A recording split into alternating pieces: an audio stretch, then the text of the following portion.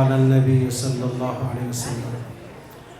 عزیزانو خاموشي خو غواړو که ملګري چې ولاړ دي نو هغو څه خواست کوو چې زموږ راتلل به د الله د رضا په خاطر وي، نو ستاسو راتګ به هم د الله د رضا په خاطر وي.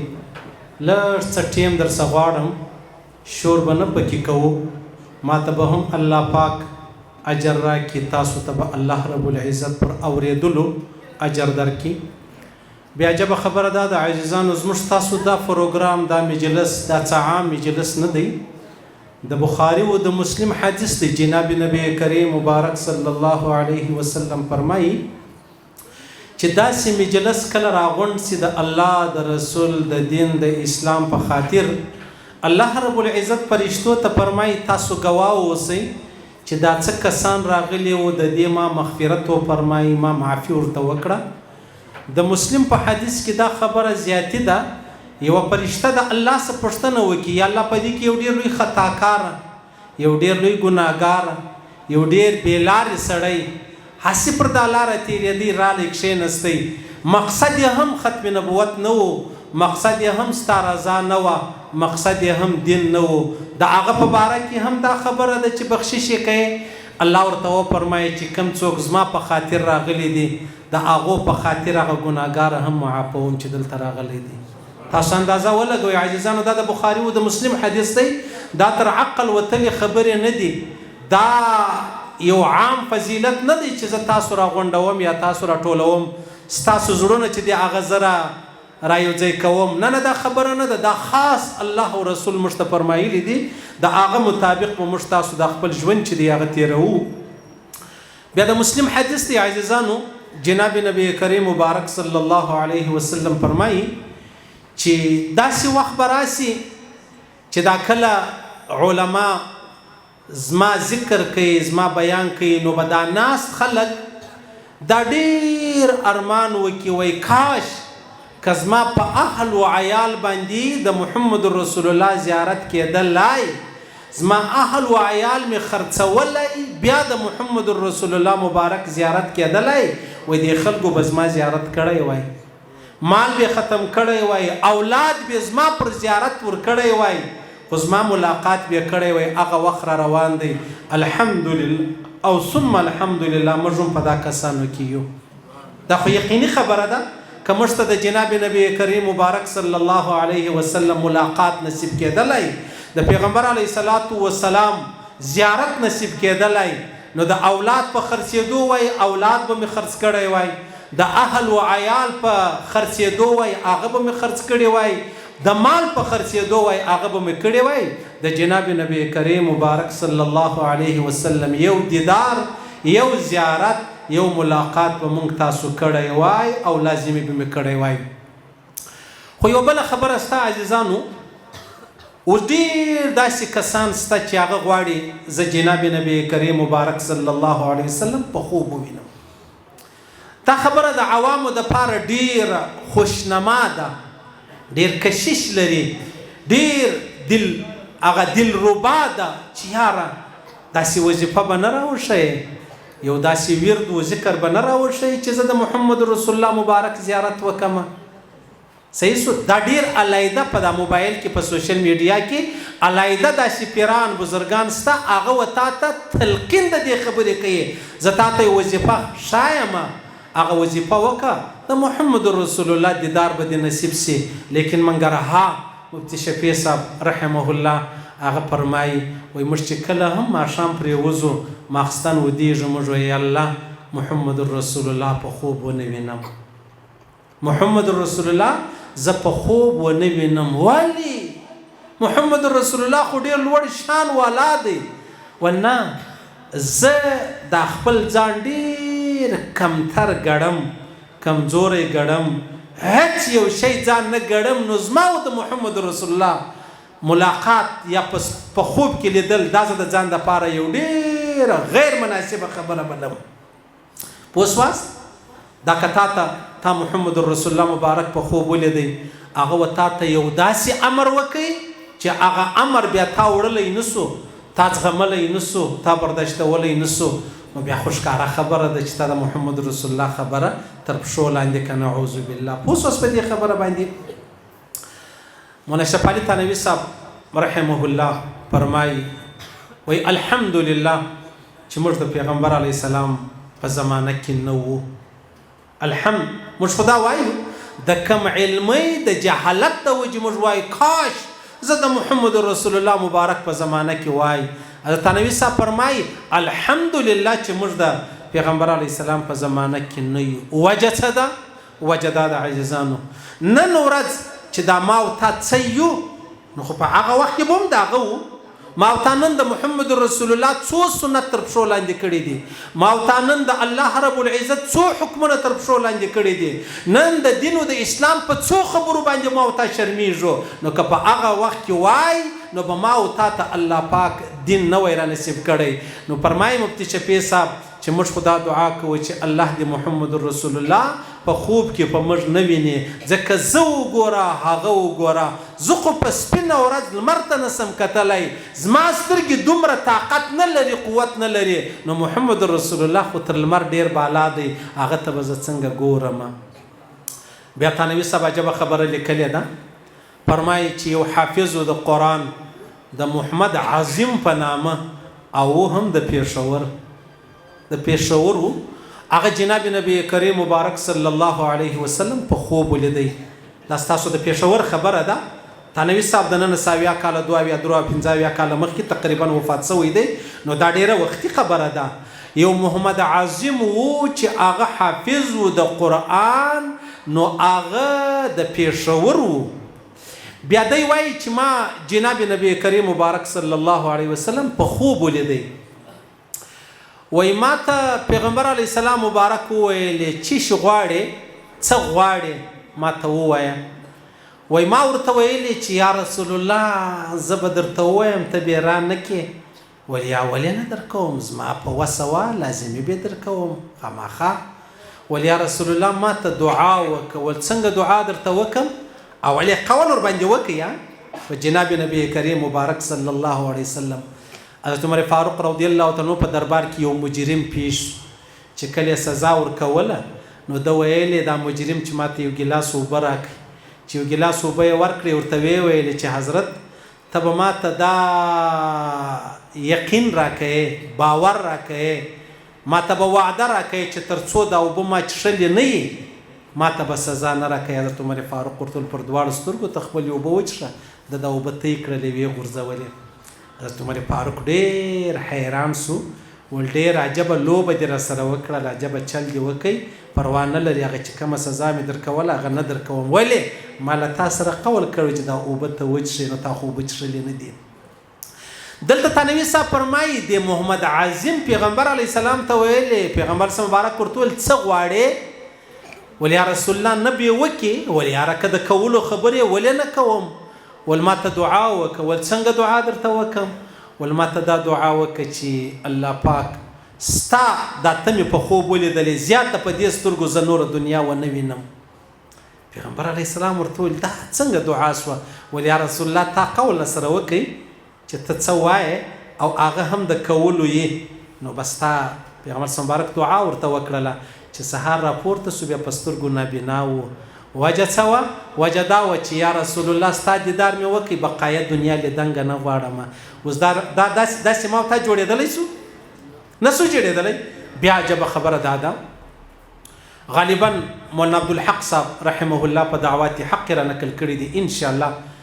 وایي چې یو صحابي و عبدالله بن زید رضی الله تعالی عنه هغه چې کله محمد رسول الله مبارک وفات سو به دعاوی کولې یا الله ما په سترګو نابینا که یا الله ما په سترګو نابینا که زه زیاته دا ژوند نه غواړم زه دا دنیا نه غواړم یا الله زه په دې سترګو د نور جهان لیدنګه نه غواړم. الله رب العزت بیا په سترګو نابینا هم کوي.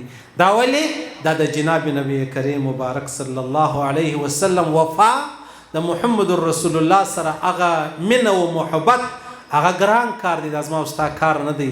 نو الحمدلله چې موږ د محمد رسول الله په زمانه کې نو یو کوای نو به دغسې زه هم وای تاسو به هم وای. دا ما او تا د نن ورځې مطابق چې څه یو د محمد رسول الله په مجلس کې به ما او تا ځای نه درلودی. ولې دا به په منافقانو کې شمار وای. دروغ، فراډ، دوکا، وعده الخلافي، امانت کې خیانت، دا د منافقانو مطلب خوی و خصلت دی. نو په ما او تا کې ستا د محمد رسول الله په مجلس کې ما او تا ځایږو نه. منګرها امام احمد بن حنبل یو حدیث نقل کړی دی، مسند احمد. د الله رسول فرمایي وای ډیر مې زړه غواړي چې زه زما ورونه ووینم. صحابه ورته یا رسول الله موږ ستا ورونه نه یو. ولیا تاسو خو زما صحابه یاست. ول نو ستا ورونه څوک دي؟ ول زما ورونه هغه دي چې زه یې لیدلی نه یم. زما صفتونه، زما مدح، زما ذکر دا یې له علماو واورېدی او بیا مطلب پر ما ایمان راوړی. زما اصل ورونه دغه دی. پوهېږئ؟ حضرت عمر فاروق وایي چې ټوله دنیا ما ته الله را کړې وای، زه دومره نه خوشحاله کېدم چې ما محمد رسول الله ته ویل یا رسول الله عمرې ته ځم، ما ته اجازه راکا. وای پیغمبر علیه السلام ما ته ویلی چې زما وروره ما په دعا کې یېر نه کې. وای دغه خبره چې ده ما ته وکړه چې زما وروره ما یېر نه کې، دا یو د ورورګلوۍ تورې چې ده و ما ته راکړئ، ټول دنیا دې را کړې وای، زه دومره نه راضي کېدم، خوشحاله کېدم، یو د ورورګلوۍ خبره ده. نو پیغمبر علیه السلام هغه مؤمنان چې هغه ایمان بالغیب لري، الله د الله رسول، صحابه کرام، وحی، معجزات یې لیدلې نه دي، ایمان یې راوړی دی. و داسې چاته پیغمبر علیه السلام مبارک خپل ورور ویلی دی. بیا بله خبره دا ده، ما لرې وخت یو سړی رالی ما ته ویلی چې مولانا صاحب ته ماته یو داسې دعا راوښیه، یو داسې ذکر راوښیه چې زه الله پاک په خوب ووینم. الله پاک ما ورته ویلې یاره چې ما په خوب ووینې دا ستا دپاره ډېره، ما ووینه په خوب دا ډېره د ستا دپاره. تا هغه لوی عظیم رب سپین ږیری سړی و، مشر سړی و. بله ورځ بیا راته وویل مال سړیه ته ولې دومره ناپوه یې که الله پاک تا په خوب ولیدی، الله درته وویل چې زما په خاطر به سر پرې کوې، ځان به وژنې، بیا څه چم کوې؟ ول بیا به علماو لره راسم. مال که علماو د هغه تعبیر درکړي چې دغسې به کوې، بیا ول ولاکه څنګه وکم ته راته وایې. مال بس د هغه خبره پرېږده، ته دا خوبونه پرېږده سیده، موږ الله پاک په سترګو لیدلی دی، ته خوب څه کوې؟ موږ الله په سترګو، دا مخلوق څوک پورته کښته کوي، شپه ورځ څوک راولي؟ الله یې راولي. بس موږ الله ولیدی. ګوره دا بلډینګ چې هر چا جوړ کړی، ټیکهدار موږ ولیدی، انجینیر مې ولیدی. اوس په دې خبره باندې او بیا د جناب نبی کریم مبارک صلی الله علیه وسلم خو ډېر عظیم مقام دی، دومره عظیم مقام دی عزیزانو. حضرت نبی صاحب فرمایي که چیرې د پیغمبر علیه الصلاة والسلام مبارک د نامه سره القاب وای، القاب لکه چې اوس دغه علما دي، شیخ القرآن هم دی، حدیث هم دی، پلانی مفتی هم دی، دا سټیټ سیکریټریان بیخي ډېر دروغ وایي. هسې د ځانه دومره خبرې وکړي ته به حریان سي چې دا بل څوک شي که ما شي. سیده ساده ووایه، دعوت تبلیغ والا نه وایي. هغه وایي پر 2 بجې بیان دی، مجلس دی، تاسو کښېنئ. بیا مجلس وسو، مجلس د الله او د رسول سو، د دې کس مینه دې هم په زړه کې راله، الله او رسول دې مو وپېژندل. نو دا شان نه په کار، دا مبالغه ده. فلا تزکو انفسکم هو اعلم بمن اتقا. تاسو دا مه کوئ، الله رب العزت ته دومره پاکي. بیا د هغه عالم یا بزرګ هغه هم ډېر خوشحاله سي، زه والله ډېر لوی سړی یم، یا خبره داسې نه ده. نو د دې علماو سره څومره القاب لیکلي دي، شیخ القرآن دی، حدیث دی، مفتی دی، بیباک دی، مناظر دی، پلانی پلانی. تنوي صاحب فرمایي که د جناب نبی کریم مبارک صلی الله علیه وسلم سره القاب تړل کېدلای، نو به موږ تر قیامت پورې د محمد و نامه ته نه وی رسېدلي. القاب پر القاب وایي، ځکه د محمد رسول الله دومره عظیم شان دی چې دلته کم القاب دي دا خو عام القاب دي. هر څو القاب د محمد رسول الله دپاره لږ وو. نو چې لږ وو تا به په خپل ژوند کې القاب ویلی ویلی ویلی، مرګ به راغلی وای، خو د محمد رسول الله نم مبارک به ما او تا ته نه وی را نصیب سوی. او بیا جناب نبی کریم مبارک صلی الله علیه وسلم د رښتیا و، که صورت و هم ډېر عظیم و، که سیرت و هم ډېر عظیم و. او عجبه خبره دا ده د محمد رسول الله والله العظیم دوستی هم محترمه وه، په ذوالجلال دشمنی هم محترمه وه. دوستي تاسو ټولو ته در معلومه ده دشمني د ابو جهل سره ولا په ټول ژوند دی د ابو جهل میرمن د هغه کوروالا د هغه خور د هغه لور د هغه بچی نه دی یاده کړې په غلط نامه دا محترم دشمن دی که نه دی داسې دشمني به ما او تا پیدا کو نسو پیدا کولی هسې تش په نامه موږ مسلمانان یو او بیا مې د محمد رسول الله پر لمن لاس نیولی دی چې زه د پیغمبر علیه الصلاة والسلام پر نقش قدم روان یم صورت یې دومره محترم صورت و حضرت جابر فرمایي غالبا د ترمذي حدیث دی وایي د 14 سپوږمۍ وه 14 سپوږمۍ خو ډېره ښایسته نمایان خوبصورته روښانه یې دی وایي والله العظیم ما یو واره د 14 سپوږمۍ ته وکتل بیا مې محمد رسول الله ته وکتل والله العظیم محمد رسول الله ښایسته و تر هغه سپوږمۍ صحیح شو دا یقیني خبره ده بله خبره به درته وکړم حضرت نبي صاحب فرمایي وایي یو حسن دی بل جمال دی یو حسن دی بل جمال دی په حسن کې یوسف علیه السلام اعلاو په جمال کې جناب نبی کریم مبارک صلی الله علیه وسلم اعلاو موږ خو اورېدلی دي چې یوسف علیه السلام ته الله ډېر حسن ورکړی و اوس چې ته پر دا ځای راسې چې یوسف علیه السلام ډېر حسن درلودی که محمد رسول الله ته به څه چل کوې اوس څه کوې تا نبي صاحب فرمایي وایي یو حسن دی یو جمال دی د حسن او د جمال په مابینځ کې فرق دی څنګه فرق دی حسن چې دی هغه تر یو حد حیرت لري سړی حیران ورته پاتې سي او جمال چې دی هغه کشش لري نو یوسف علیه السلام چې به چا ولیدی حیران به پاتې سلو هغه زنانې وي هغه په چړو باندې خپلې ګوتې پرې کړلې او جناب نبی کریم مبارک صلی الله علیه وسلم چې به چا ولیدی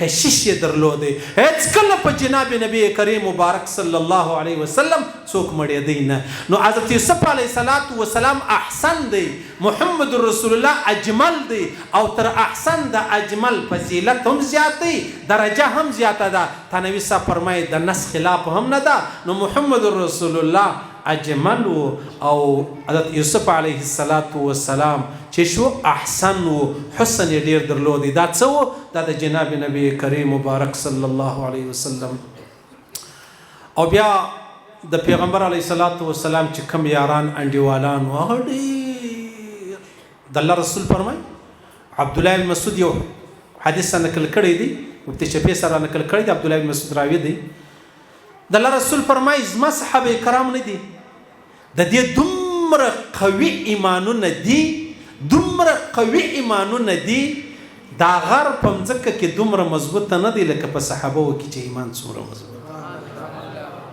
ځان یې قرباني کوئ جان قرباني کوي زوی قرباني کوي خود محمد رسول الله ملګرتیا نه پرېښول تاسو خبر یاست ابو عبیده بن جراح رضی الله تعالی عنه رالی پیغمبر علیه السلام ته یا رسول الله ما خو خپل بابا مړک اول دا ولې دا د څنګه کار وکړي ول یا رسول الله کله کله به تا ته بد ویل ما نسو برداشتولی ما مړک دا څوک کولی شي څوک کولی شي په دا اوس کې خو موږ ګوره د دین او د اسلام خدمت کوو د ختم نبوت خدمت په څومره لویه پیمانه علماو روان کړی دی د دفاع صحابه څومره لوی خدمت علماو روان کړی دی موږ تاسو په زکاتو نه چلو زکات خو د مال خیره ده میل دی په دغه میل په دغه خیره په دا زکات موږ د ختم نبوت کار نه دی شروع کړی نو که زه وفاداره یا ته وفاداره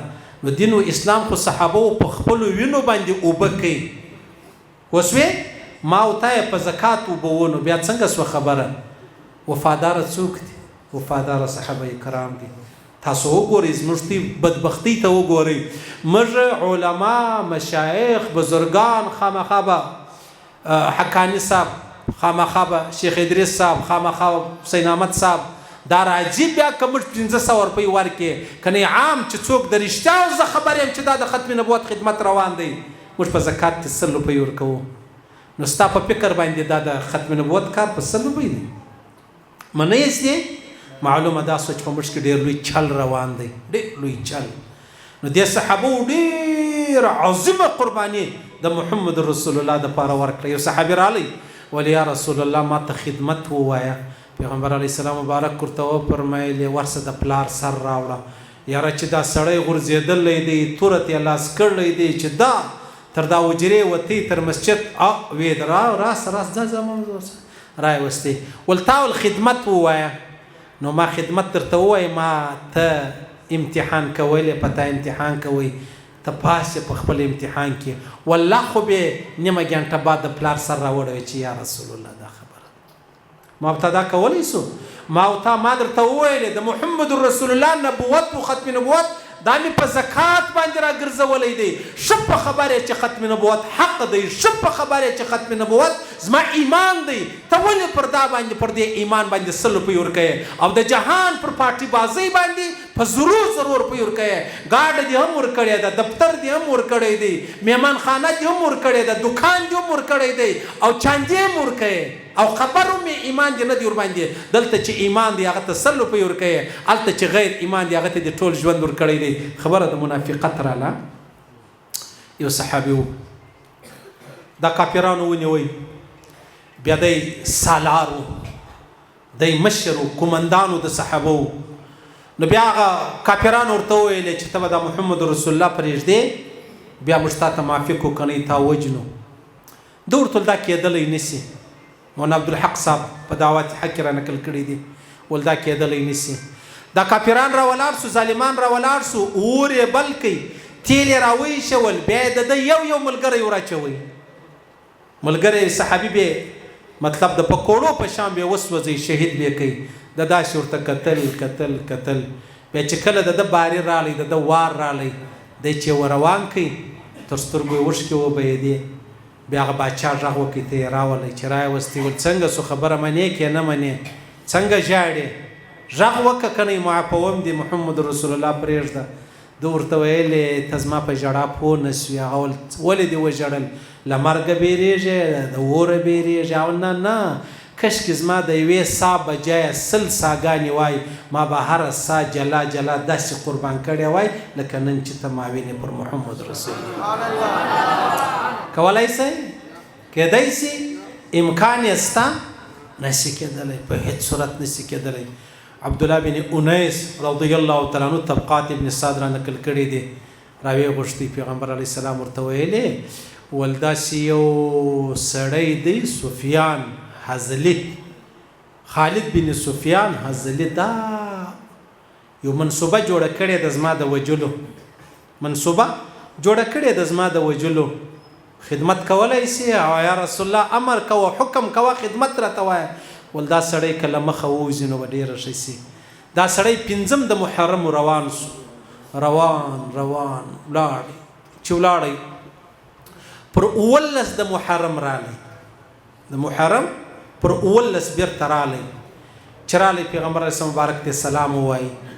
بیا هغه شاپر ماپر خو په هغه وخت کې نه و، هر څه چې و څادر مادر شی مو پارسل مارسل هر څه چې و بورۍ مورۍ وه. دا یې خلاصه کړه. چې خلاص یې کړله د هغه ظالم، د هغه دشمن، د هغه ګستاخه سر یې راوړي جناب نبی کریم مبارک صلی الله علیه وسلم ته کښېښوی. ول یا رسول الله ستا په خاطر د دې سړي ما سر پرې کړئ، د ورځې به په غرو کې وم، د شپې مې سفر کوئ راورسېدم.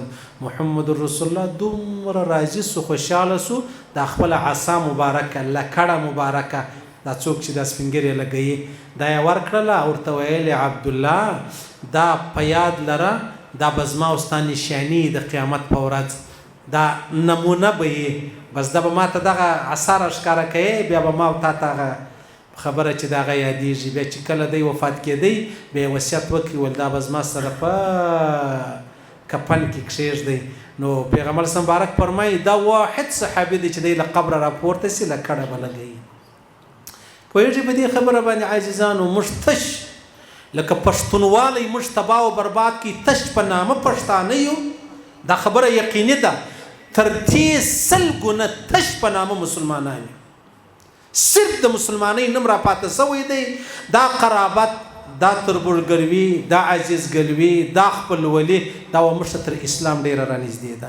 اول به قرابت کوو اول به خپلولي کوو، اول به ورورګلوي کوو، اول به رواج کوو، اول به رسم کوو، بیا د هغه که د اسلام نمبر رالی بیا موږ اسلام ته نمبر ورکوو. نو دا خو معلومه ده چې دا د منافقت لاره ده.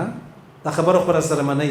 نو ما درته ویلې جناب نبی کریم مبارک صلی الله علیه وسلم صورت مبارک هغه و چې سپوږمۍ د 14 هم ورته عاجزه وه. سپوږمۍ سبحان الله. غالبا قاضي عیاض لیکلی دی په کتاب الشفا کې.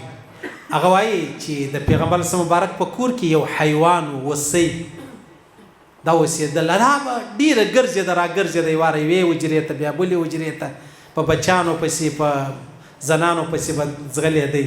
چې کله به هم د جناب نبی کریم مبارک صلی الله علیه وسلم د دروازې د ور د زنځیر غږ سو، دی به ولاړې هلته به قرار ناست بیا ښورېدی نه. ولې؟ ول جناب نبی کریم مبارک صلی الله علیه وسلم پوه شوې. موږ تاسو جان بوجھ کې په قصده د محمد نم یاد سي موږ درود نه ور باندې وایو. او د الله رسول فرمایي زما نم یاد سو چا درود ونه وایي دا جهنمی دی، دا جهنمی دی. دا صورت مبارک د جناب نبی کریم صلی الله علیه وسلم سیرت خې ټول کائنات ورته عاجزه دی. سیرت خې داسې و ټول کائنات. یو ملګرتیا یې راواخله عزیزانو چې کله پیغمبر اسلام مبارک د بدر په ورځ بدر ته روان و، نو مسلمانان مالی طور کمزوري وو. پر یوه وش باندې به درې کسانو. جناب نبی کریم مبارک صلی الله علیه وسلم، حضرت علی کرم الله وجهه او حضرت ابو لبابه رضی الله تعالی دا پر یوه وش باندې وو. یواره به د پیغمبر علیه السلام باري ووارو، تر یو ځایه به سفر وکړي، بیا پیغمبر صلی مبارک را شوس، بیا به د حضرت علی کرم الله وجهه وارو، بیا به د هغه وار تیر سو، بیا به د ابو لبابه وارو. او حضرت ابو لبابه رضی الله تعالی عنہ حضرت علی کرم الله وجهه پیغمبر علیه السلام ته یا رسول الله ته پر وش کېنه، موږ اسستا سره ځو، ته دا مه کوه. دا نه نه نه نه، وکم ثواب ته چې ته محتاج یې ول هغه ته زه محتاج یم. اوس زمانه کې به پیر مولوي صاحب داسې وکړي چې مورید ورڅخه سبحان الله هغه وایي ګستاخي دې وکړله، زما په پیرې دې سر نه دی خلاص شوی، زما په پیرې پوه شوی نه. دلته د جناب نبی کریم صلی الله علیه وسلم او ابو جیلم د دغه جنگ سالار د کافرانو لخوا ابو جیلو د ابو جیل سره د چې کم وشوه البدایه و نهایه مولوي صاحب فرمایي د دې وشي چې کم پیزوان و هغه هم د سونې یا د سپینو زرو. نه کسان معززه د قریش دا ابو جیل په خپل احصار کې اخستی وو چې د تر ځای رسوي او خو بیرته واپس نه راورسوي. الته محمد رسول الله چې درې کسان درې دوه ملګري یو محمد رسول الله باری باری بدی پروشان کښینستل ملګرو ته وار کوي. دلته ابو جیل نه کسان د قریش معززین دا د سر روانو د خدمت د خوراک او چشاک دی ور برابروي ول داسې نه چې د تکلیف ورسیږي. دا د محمد رسول الله مبارک سیرت ودای ملګرتیا وا. او بیا دا شیخ صاحب رحمه الله فرمایي شمایل ترمذی کې را نقل کړی دی. یو وخت پیغمبر مبارک په سفر تللی و، په سفر کې خو بیا کله چې موږ تاسو پړاو کو تاسو به اجتماع ولرځي راوند اجتماع کوم ځای ته واپس کې را روان بیا کښینی یو ځای چای به وکړو ډوډۍ به وکړو لمونځ به وکړو. نو بیا داسې یو سفر و ملګری سره پړاوې وکړي بیا وویل یو سړی به اوبه راوړي، یو کس به اوبه راوړي، بل کس به روټۍ پخه کړي مثلا دغه وخت چار شوي، بل سړی به مطلب خیمه ودروي، بل سړی به هغه حیوانانو ته اوبه ورکړي خوراک ورکړي. محمد رسول الله مبارک فرمایلی ول ما ته مې څه کار راوسپارئ؟ اول یا رسول الله ته زموږ دپاره بس ته زموږ نبي ته زموږ محترمې ته زموږ د بابا پر ځای ته خالي راته کښېنه بېغمه دا کار موږ کوو. الله رسول نه نه نه نه نه زه نبوت ځان ته خبره ده خو داسې زه نه کوم چې تاسو ورسئ زما خدمت کوئ. ستی پېښور خلک در وښیم ملایان هم تاسو هم چې دا مازې څوک وویني بس لاسونه پښې کړي هاي څه چل دی څنګه څه دی. موږ خواته خو دا دومره د پیغور خبره ده، موږ دومره شرمېږو دا څه چل دی. دا یو سړی ځوان دی او سپینګری د پلار پر ځای ورته هغه لاسونه خو به نه بدوي داسې خوا بده کوي، نه مې کرایه را کړې ده نه په کرایه راغلی پوه شواست، نه مې چای کړی نه ستۍ اوبه کوم. دا څه چل دی؟ ستاسو رواج دی، اعزاز دی. موږ خوا ته دا اعزاز نه دی. هسې کس موږ خوا ته راغلی بیا دا فکر دی چې یو کس پیدا شي لاسونه وږې سره چاپي کړي، زموږ خوا ته چاپي نر به ګرځي ټینګ به ګرځي، هلته دا نشته چې. نو محمد رسول الله ورته ویل نه نه ما ته به هم کار وایست. بیا یې دا کار ورکوي، ویل یا رسول الله ته ولاړ شه بوټي راوړه، څه مطلب هغه لکړې راوړه د اور دپاره. صحیح شو؟ تاسو بوټ ته څه وایست؟ بوټي بولئ؟ خشاک. ورسه څه بوټي راوړئ څه لرګي راوړئ، اور ورباندې بل کړو. لاړئ محمد رسول الله. ملګري څوک پسه حلالوي، څوک اوبه راوړي، څوک خیمه دروي، څوک د اور بندوبست کوي، څوک د دیګ بندوبست کوي. د ګرد کائنات محترم مکرم معظم شخصیت هغه تللی دی. بیا ولاړئ وخت رالی بوټي راوړه کښېږدو اوس اور بل کوي. دا شنډوالي په چا کې سته؟ او حال دا دی چې یو سړی پیر وي، یو سړی زه ځان ته اغا وایم، یو سړی ځان ته مفتي وایي، شیخ القرآن و شیخ الحدیث وایي، هغه کار کوي استغفار به وایي استغفر الله. څنګه به کار موږ په کوو په دی باندې؟ کافرانو سو په دې خبره باندې پوه شواست؟ دا د محمد رسول الله شان و، دا عظمت و، دا احترام و، دا وقار و. او محمد رسول الله او ما تا ته کوم ژوند را ښوولی عزیزان؟ کوم ژوند یې را ښوولی؟ ما تا ته هغه ژوند را ښوولی و چې هغه د انسانیت بقا. جهان خو موږ ته داسې د خپل ځان شو کوي چې انسانیت په اسلام کې نسته. په اسلام کې انسانیت نسته. موږ ته د انسانیت انتها یو پر محمد رسول الله باندې وه. څنګه وه؟ داسې وه چې یو وخت محمد رسول الله مبارک پر لارې را روان دی، یو کوچنی ماشوم دی، بچی دی، دغه ګوډی چې کوم ژی چې کوم بلل کېږي د اوبو دی یې راخستی دی، نو وړلی یې نیسي. چې نیسي وړلی نو بیا پیغمبر مبارک چې راغلی کوچنی ماشوم دی، هلکه څه کوې؟ اوبه وړم. چیرې وړې؟ کور ته وړې؟ نو دا اوبه یې پر دا وژه ورسره راواخیستلې.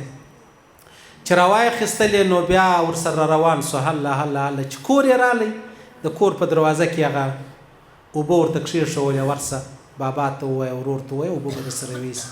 بچی رالی کور ته، بابا ته به یې ویلې چې داسې اوبه مې راوړلې.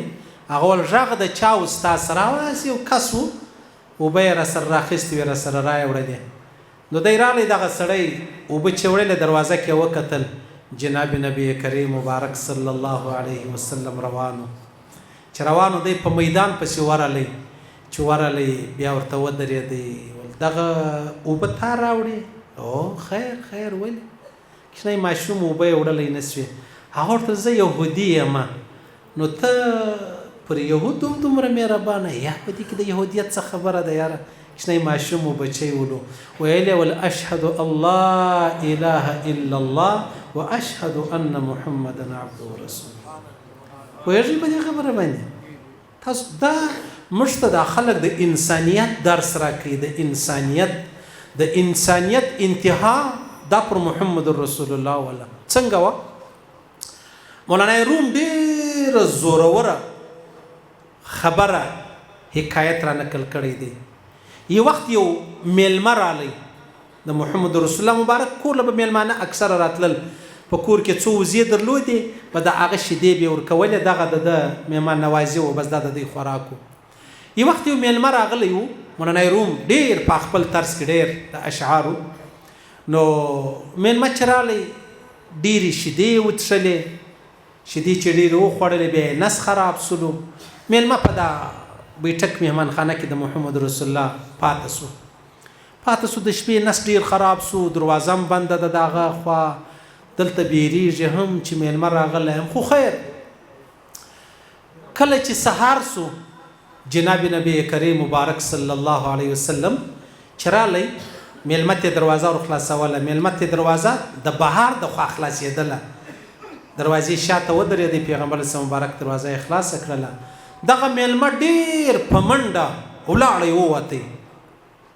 چې ووتی خیر پیغمبر مبارک نسو پوه چې اوس دا میلمه ولې چیرې ولاړی نو لمونځ وسو اشراق وسو د اشراق بعد رالی چې میهمانخانې ته د جناب نبی کریم مبارک صلی الله علیه وسلم میلمه نس خراب سوی و بستره یې خرابه کړې وه ډېر مولانا روم څه فرمایي وایي جناب نبی کریم مبارک صلی الله علیه وسلم یو صحابي ته وویل ملګري ته ورسه یو لوټه اوبه راوړه هغه ولاړې اوبه یې راوړلې چې خیال څه پکې اوبه نو هغه بستره یې د میلمه راواخیستله جناب نبی کریم مبارک صلی الله علیه وسلم په خپله ورته کښېنستی بستره یې وینځله صحابه وویل یا رسول الله دا موږ کوو دا کار ده نه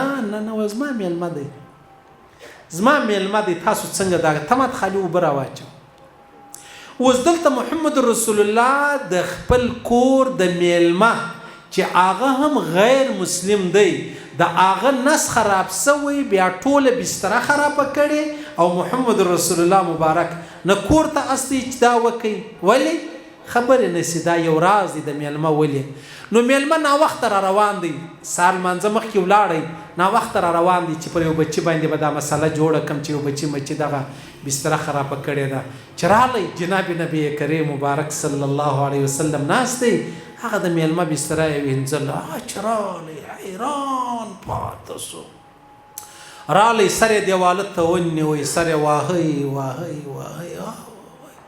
مونږ څه فکر دی او دا بیا راغلی د پیغمبر مبارک په غېږه کې د خپل مطلب غېږه میلاو کړ ډېر یې وژړل بیا یې وویل اشهد الله اله الا الله واشهد ان محمدا عبده ورسوله تاسو اندازه ولګوئ عزیزانو یو شاګرد د استاد سره 15 کاله ووسیږي انسان سي یو مورید له پیر سره 15 کاله ووسیږي انسان سي یو چوټو د چا سره په دکان کې مزدوري وکړي بل ورځ انسان سي بیا کاروباري سي ما تا په 50 کاله هم د جناب نبی کریم مبارک صلی الله علیه وسلم لاره نه خپله ډېر ښه بزرګان الله والا په غټو مجلسو کې د بادشاهانو په مجلسو کې د محمد رسول الله په طریقه شرمیږي العیاذ بالله نعوذ بالله استغفر الله بس عزیزانو خبره دا نه ده چې محمد رسول الله خاتم النبیین دی بس زبدا نارې وهم نه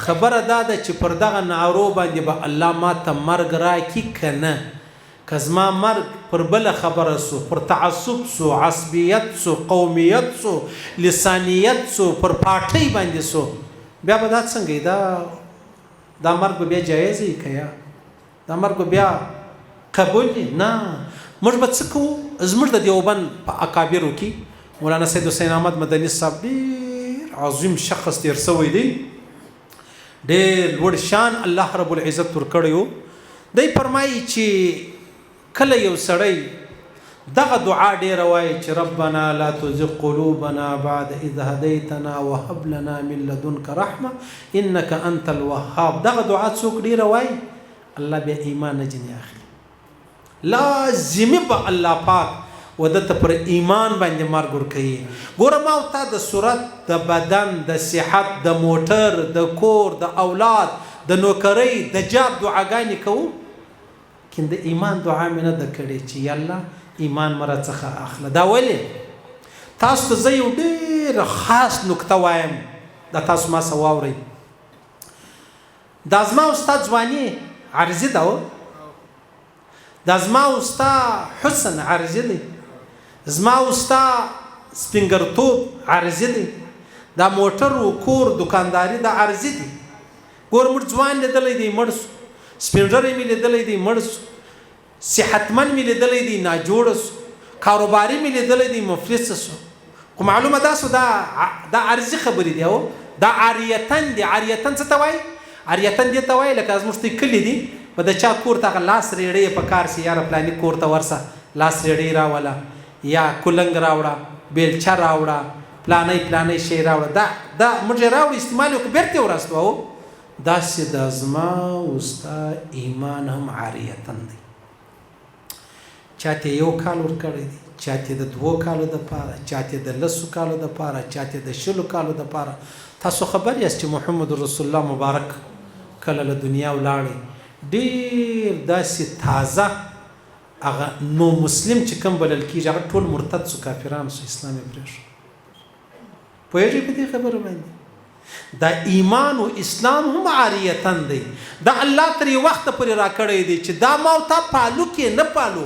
ګوره چې څوک زما او ستا د شي قدر وکړي سبا بیا موږ هغه شی ورکوو، او که زما او ستا د شي ناقدري وکړي نو ما او تا سبا بیا بیلچه وکړو لنګ لاس رړي ورکوو. یا ایمان الله راکړی دی دا یې عاریتن راکړی دی نو نه د معلومه. العیاذ بالله، نعوذ بالله، استغفر الله چې الله بیا کله رزق ورکړي. هغه سیرت حلبیه والا یو عجبه ناوله ده. پیغمبر صلی مبارک چې حجة الوداع کالو نو تقریبا 1,40,000 څه پورته کښته صحابه کرام په دا حجة الوداع کې وو، مسلمانان راغلي وو حج لره. دغه چې پیغمبر صلی مبارک پر خپله وشه باندې دی بیان کوي، لاندې یو کس ولاړ دی چې د هغه بیا غږ ډېر غټ غږ و. هغه څه کول؟ محمد رسول الله به خبره وکړه که ستاسو یادېږي زموږ تاسو پخواوې اجتماعګانې اکه د لوډ سپیکر سیسټم نه و، بس غږ به دلته وسو، دا بیان به وسو، بیا به هغه وکړي، داسې به غږ تللی. دلته دا کم کس چې لاندې ولاړو د اوښ تر غاړې لاندې محمد رسول الله چې کومه خطبه ویل هغه د مخ ته نقل کوله. 5-6 غنټې خطبه وه. تاسو خبر یاست بیا دغه سړی څه سو چې دا لاندې تر اوښې ولاړو دا ټول دین د زموږ ته بیان کوي، موږ ته کښېښوی. دا یو وخت ابوبکر صدیق ته ویل ما خوب لیدی، ول د ډېر ښایسته ځنګله څخه شنګشتیاوې چې کوم دي سرسبزه دې څه ووتم سپېره ویرانه علاقه وه. ابوبکر صدیق ورته ویل ته به ایمان پرېږدې. ایمان څنګه؟ ول ته به ایمان پرېږدې. د حضرت عمر فاروق رضی الله تعالی په دور کې بیا خلافت کې د شراب وڅښل.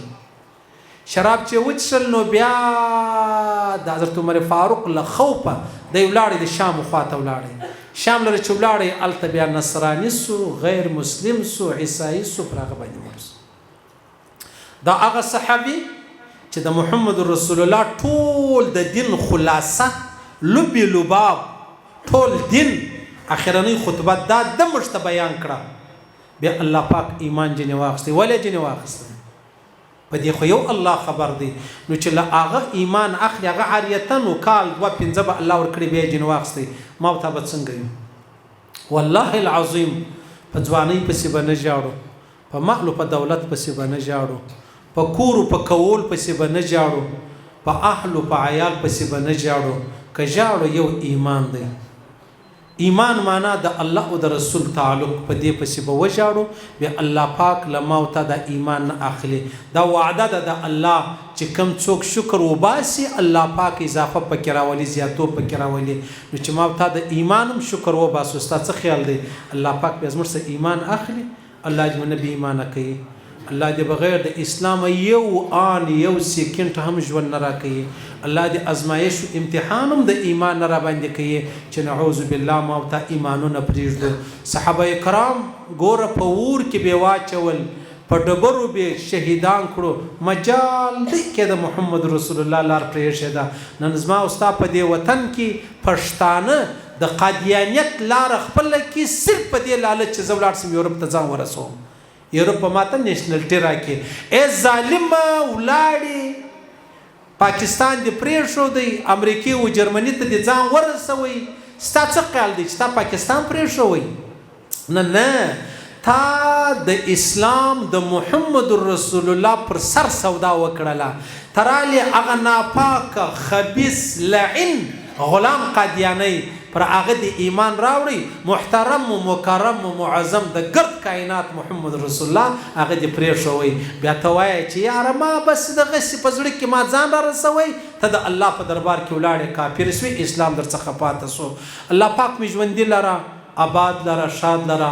زموږ پر وطن باندې دا ټیم ډېره ستړې راغلې ده، له ډېرو طرفو راغلې ده، خاص کر انډیا راواخله ډېر دا د مشرکانو زامن، دا د کافرانو زامن، دا د غوا زامن، دا د غوا د بولو زامن. دا زموږ وطن په هیڅ حال کې برقراره پرېښوده نه غواړي. دا قرار ته نه پرېږدي، آرام ته نه پرېږدي. ډېرې لوبې په رقم رقم نمو زموږ د دې وطن سره کوي. الله پاک دې زموږ وطن له هر شر وساتي، له هر فتنې وساتي. زموږ پښتانه ورونه دې الله پاک له هر شر، له هر غم، له هر فتنې وساتي. الله دې هغه ورځ نه راولي چې ما او تا به الله او رسول پرېږدو. الله دې هغه ورځ نه راولي چې موږ به دین او اسلام پرېږدو. الله دې هغه ورځ نه راولي چې موږ نعوذ بالله استغفر الله بغیر د کلمې مرو. موږ غریبان عزیزان ټول عالم انسانیت د دعوت او تبلیغ یو مقصد دی. ټول عالم انسانیت پر دغه تور ژوند سي او پر دغه تور مرګ سي چې مري دا وایي لا اله الا الله محمد رسول الله. سلمان مولوي صاحب څه کوو؟ موږ ته اجازه راکوئ. الله مې ژوندي لره، یو ځای دعوت دی بیا ځو اسلام آباد ته. الله مې قدر وکړه. موږ تاسو مجلس خالص د الله او د رسول په خاطر الله دې قبول کړي.